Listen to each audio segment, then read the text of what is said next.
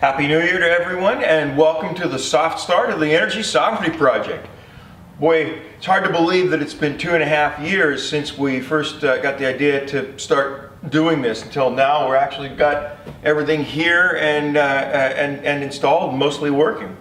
Last night at midnight, I set the system to self-powered mode, and at that time the batteries were charged to 100%.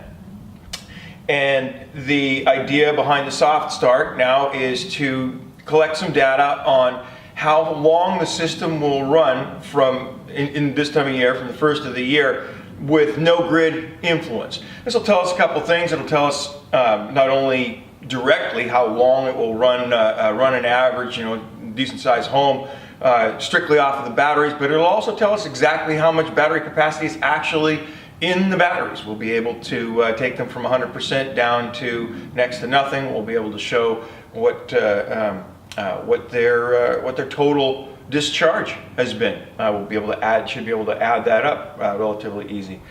I did say it was a soft start. The Energy Sovereignty Project, I had thought to include things like shutting off the mains and those kinds of tests, see what effect a long-term power outage would have on a solar system. I know that there's a lot of folks out there that love to imagine how to prepare for the zombie apocalypse, and in a worst case scenario, how long would they be able to power their home, that kind of thing. And so those would be fun to examine. Unfortunately, we aren't unable to island the home at this time. We're still trying to resolve some issues with the SolarEdge inverter. That should be resolved on Thursday. Hopefully, we'll give you an update on how that goes. But this time of year is really interesting, and so at first I was disappointed that we didn't get a chance to start it, earlier in the year, last year, so that we could, kind of go through that period towards the solar minimum to see what our worst case scenario is. But this time of year is really interesting as well. So this will allow us to see how the increase of daylight stacks up to the system. Right now we're collecting between 24 kilowatt hours a day, 22 to 24 kilowatt hours a day. Today's going to be a little better. I think we're probably going to pull somewhere around 26 kilowatt hours.